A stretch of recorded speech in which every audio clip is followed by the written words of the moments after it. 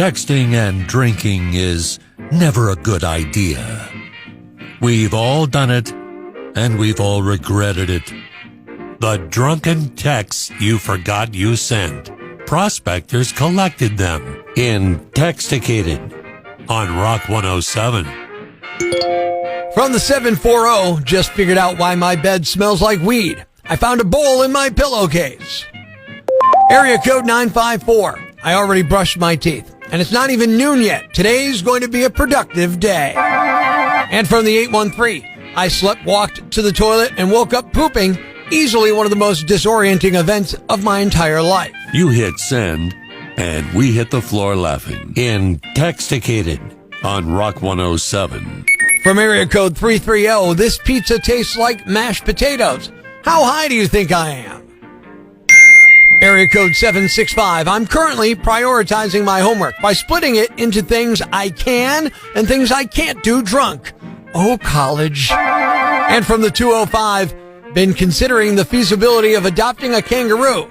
Yes, I'm serious. And yes, I'm very high. Proof that booze and cell phones don't mix in inTEXTicated on Rock 107. From area code 802, Tostitos scoops are the best shot glasses ever. Eat it after as a chaser. From the 303, I just realized I put more money and effort into 420 than I did for Christmas. And from the 973, maybe tonight we can turn coloring into a drinking game. Hey, we found them in your telephone in inTEXTicated on Rock 107. Seconds. Tune in Monday for Prospector's Briefs on Rock 107. Another episode of 1 Minute Inside a Woman's Head.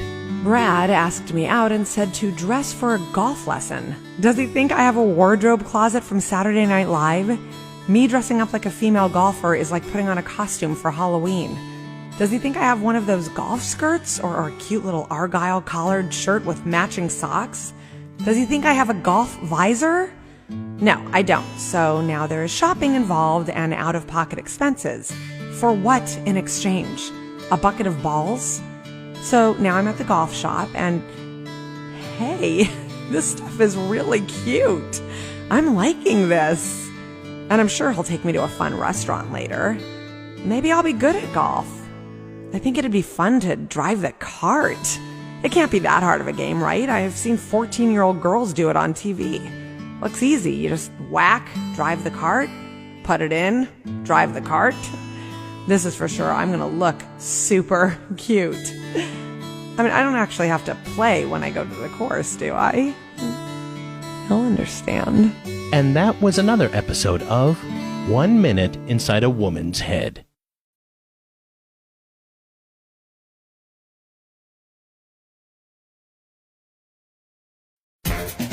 And now it's time for another episode of A Few Seconds Inside a Man's Head. I don't get golf. It's so boring. Why would you want to watch it on TV? Why would you want to go out and play golf? It takes forever. Hey, it takes forever. That's some quality time away from the missus. I guess I gotta take up golf. And that was another episode of A Few Seconds Inside a Man's Head. This seems like one of those absurd Family Guy jokes, but somehow it actually happened. Good morning, I'm Rock 107's Prospector. On Monday, a truck overturned in Ohio, which was carrying 40,000 pounds of contaminated soil. The toxic material was from the site of the train derailment from the town of East Palestine that happened 2 months ago. And the truck overturned just 4 miles from there.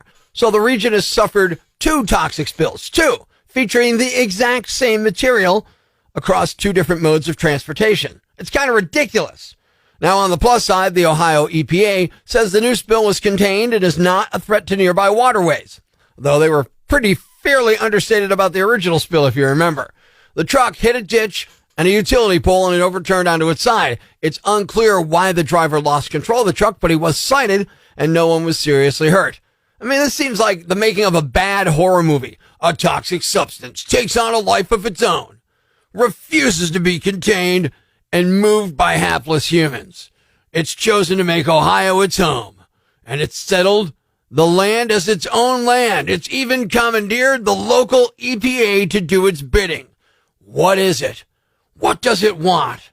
How far is it willing to go to get it? The bad stuff, coming this fall. Wait, I just got a great idea for something to sell to Amazon Prime.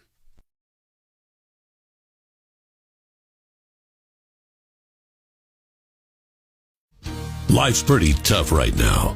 There's plenty of bad news, but it's not all bad. It's time for the brighter side of Prospector on Rock 107. Two lottery stories are in the news. A 61-year-old guy in Iowa bought a lottery ticket on April Fool's Day and thought he was being pranked, but really did hit a jackpot for $40 million. And a woman in Florida spent her entire life savings to help her daughter beat breast cancer. Then she hit the lottery for $2 million. She won the day after her daughter finished her last treatment. Thanks. We needed that. The brighter side of Prospector on Rock 107. Northeast PA's classic rock, Rock 107. Good morning, I'm Prospector. So I spent some time in New York City. I was there recently, and I had a good time in the city, but one thing I noticed, it had a scent. You know, the city had its own distinctive scent. What was that scent? Pot. Yeah, marijuana. That's what the city of New York, Manhattan, smelled like to me. I was in Manhattan and in the Bronx, and it just smelled like pot. And it made me wonder, what about Northeast PA? What about right here in the Valley with a Heart? What's the scent of Northeast PA? Melissa says pizza and desperation. Open mic on the Rock 107 app. What's the scent of NEPA? Cold patch, landfill, and coal dust. In that order. On to the rock lines we go, looking for the scent of Northeast PA, Rock 107. Not in the wintertime, but from the spring through the summer and even the fall. It smells like skunk around here. Skunk all over Northeast PA. Sam says baby man trucks and diesel fuel. And Luke checking in on Facebook.com/Angry Prospector says the scent of NEPA? How about maybe it's Maybelline or maybe it's methamphetamine? Adam from Scranton, what's the scent of Northeast PA? How about luscious landfill? So you can even make that like a candle if you want, right? Yes, I was thinking exactly like the candle shop in the Poconos. TA says a sweet bouquet of Avante cigars and Caruana chili cheeseburgers. That doesn't sound too bad, TA. Lee says pierogies. On to the rock lines we go. What's the scent of NEPA, Rock 107? Hey, Prospector. Hey. I got to say, you know what? Depending on where you're living at, I live in, like, Nanticoke, Hanover section area. Smells like smoke. Can I say it, Rick? Yeah, I got to beep that out. You can't be saying that on the radio. The scent of Northeast PA. Paul, check it in on Facebook.com/Angry Prospector says, lost hopes and dreams.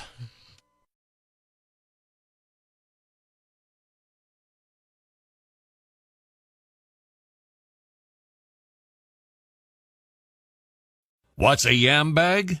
A fool, an idiot, a blockhead, a dunce, or an ignoramus. You know, a dullard, simpleton, or a clot, nitwit, dipstick, pea-brain, mouth breather, or cretin. It's now time to announce the winner of Prospector's Yambag of the day, as decided by you at rock107.com. Here are the nominees. Nominee number 1. Well, he cut out the middleman. A 21-year-old unidentified Texas motorist lost control of his Ford F-150 pickup around 7:30 a.m. on Saturday and crashed through an iron fence surrounding the local courthouse. He then drove through a second fence which protected an air conditioning unit, according to police. Although the suspect got out of his vehicle and ran, a Good Samaritan caught up with him and detained him until cops arrived. Charges against the unidentified man, who was found to be carrying an unlawful weapon, are pending. Nominee number 2. If you're stealing something that requires assembly, it's probably a good idea to wait until you're away from the scene of the crime to try and put it together. But what if that thing's your getaway vehicle? A 28-year-old man in Florida was arrested last week after shoplifting a $540 Razor scooter from Target, one of those electric scooters. Surveillance footage shows the man going into the Target at around noon last Monday, putting the scooter in a cart, then rolling it outside without paying for it. An employee saw what happened and called the police. When cops showed up, the man was still on the sidewalk outside the store assembling the scooter. He didn't have a car, so apparently he wanted to put the scooter together and use that to make his getaway. The man was arrested for shoplifting and possession of drug paraphernalia. He reportedly told police he was homeless and grabbed the scooter because he needed a way to get around. And the winner is the suspected drunk driver who crashed his car into the county courthouse. You are the Yambag of the day, and we'll move on to Friday's Yambag of the Week competition. Keep it here for all the nominees for Prospector's Yambag of the Day, weekday mornings on Rock 107. Thanks for listening to Prospector's Prime Cuts podcast. Be sure to catch us live weekdays from 5:30 to 10 a.m. on Rock 107 or online at rock107.com or the Rock 107 app. A free download for your Android or iPhone. Subscribe to the podcast on Apple Podcasts, Google Podcasts, Spotify, Stitcher Radio, or wherever you get your podcasts so you never miss Prospector's Prime Cuts.